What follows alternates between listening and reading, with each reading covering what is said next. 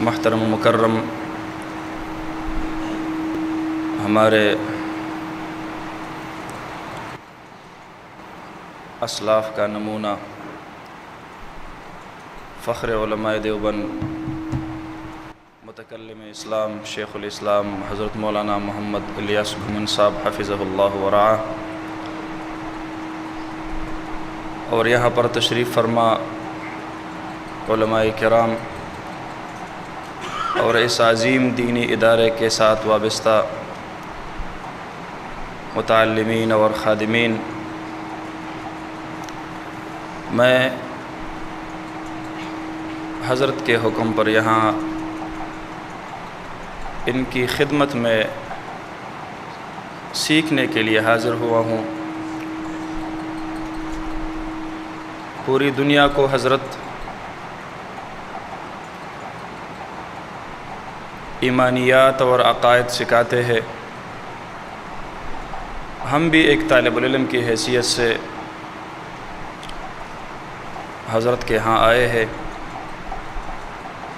لیکن جب حضرت نے حکم فرمایا کہ آپ نے کچھ کہنا ہوگا تو اپنے ان بزرگوں کے سامنے لب کشائی کی جسارت بہت مشکل ہے۔ میں صرف اتنا کروں گا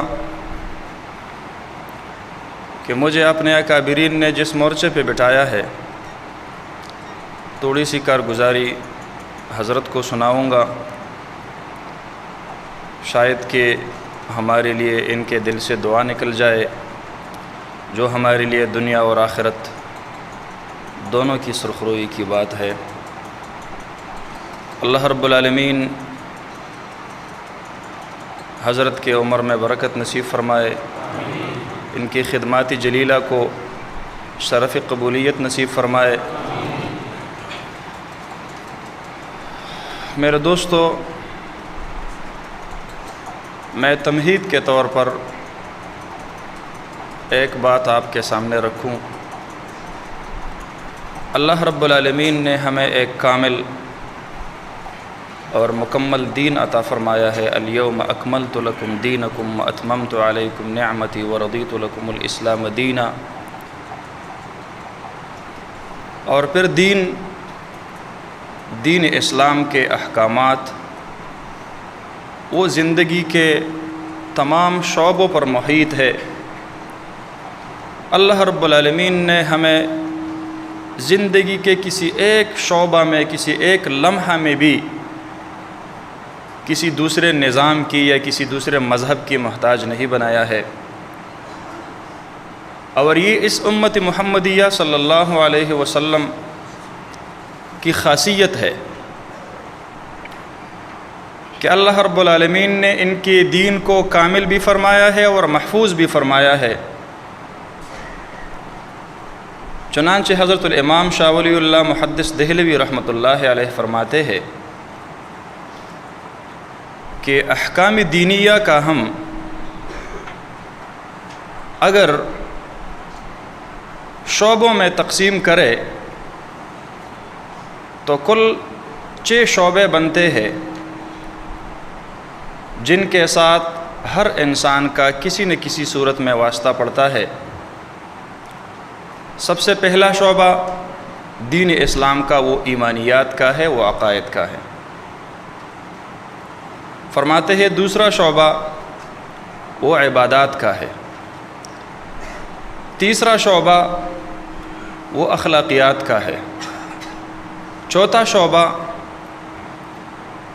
وہ معاشرت کا ہے، اور پانچواں شعبہ وہ معیشت کا ہے، چھٹا شعبہ وہ سیاست اور ریاست کا ہے۔ دین اسلام کے جتنے بھی احکامات ہیں وہ ان 6 شعبوں میں کسی نہ کسی ایک شعبہ کے ساتھ تعلق رکھتے ہوں گے۔ اور پھر جناب نبی کریم صلی اللہ علیہ وسلم مبارک نے اس پورے دین کو، اس دین کے تمام شعبوں کو بلند و بالا رکھنے کے لیے اپنی حیات طیبہ میں جد و جہد فرمائی۔ چنانچہ فریضہ رسالت میں سب سے جو واضح فریضہ اللہ رب العالمین نے قرآن حکیم میں آپ صلی اللہ علیہ وسلم مبارک کے ذمہ لگایا، وہ یہ فریضہ تھا لِيُظْهِرَهُ عَلَى الدِّينِ كُلِّهِ، کہ اللہ کے دین کو باقی تمام ادیان اور باقی تمام نظاموں کے اوپر رکھ کے اس پر غالب کرے۔ چنانچہ آپ صلی اللہ علیہ وسلم نے امت کی ایمانیات اور عقائد پر محنت کی، ان کو شرک سے توحید کی طرف بلایا، بدعت سے سنت کی طرف بلایا۔ آپ صلی اللہ علیہ وسلم نے امت کی عبادات پر محنت کی، جو غیروں کو سجدہ کرتے تھے وہ اب ایک اللہ کے سامنے سر جھکانے لگے، جو ننگے ہو کر کعبہ شریف کا طواف کیا کرتے تھے پورے ادب و احترام کے ساتھ، اور آپ صلی اللہ علیہ وسلم مبارک نے ان کو فرمایا صلو کما رأیتمونی اصلی، مجھے دیکھو جس طرح میں نماز پڑھتا ہوں آپ اسی طرح نماز پڑھا کریں۔ امت کی عبادات پر محنت فرمائی، ان کی اصلاح فرمائی۔ پھر امت کی اخلاقیات پر محنت فرمائی، بزرگوں کا بچوں کے ساتھ کس طرح سلوک، بچوں کا بزرگوں کے ساتھ کس طرح سلوک، والدین کا بچوں کے ساتھ، بچوں کا والدین کے ساتھ، پڑوسیوں کے ساتھ، اساتذہ کے ساتھ، علماء کے ساتھ، یہ سارے یہ اخلاقیات کا ایک شعبہ ہے۔ آپ صلی اللہ علیہ وسلم مبارک نے اس پر محنت فرمائی، اور وہ جو دلوں میں ایک دوسرے کے ساتھ دشمنیاں اور بغض اور حسد رکھتے تھے